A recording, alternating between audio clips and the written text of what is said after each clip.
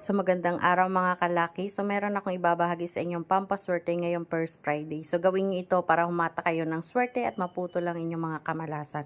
So kumuha kayo ng ganito, cinnamon powder, tapos ilagay niyo sa inyong palad, sa kaliwang palad at gawin niyo ito, spread niyo lang ng ganyan, kalat niyo lang ng ganyan sa inyong mga palad, tapos isulat niyo itong fiho na sign. So isulat niyo yan dito sa inyong palad. Ganito ang paggawa. Ayan, fiho sign, isulat nyo.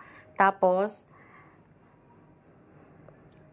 mag-visualize kayo at humiling kayo na maalis lahat ng kamalasan nyo at magkaroon kayo ng swerte na papasok ngayong buwan ng October hanggang sa susunod na taon. So, napakainam po na gawin itong pampaswerteng ito ngayong First Friday. So, anytime po pwede nyo itong gawin. So, spread nyo lang ng ganyan sa inyong mga palad, kaliwat kanan, lagyan na po, ikuskus nyo lang ng mabuti habang humihiling kayo ng mga gusto nyong mangyari.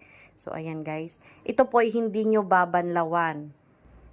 Kaya kuskusin nyo lang ng kuskusin. So, ayan guys. Pagkiskisin nyo lang ang inyong mga palad hanggang sa mawala yung cinnamon powder at ang matira na lang dito ay yung kulay at yung amoy niya sa inyong palad.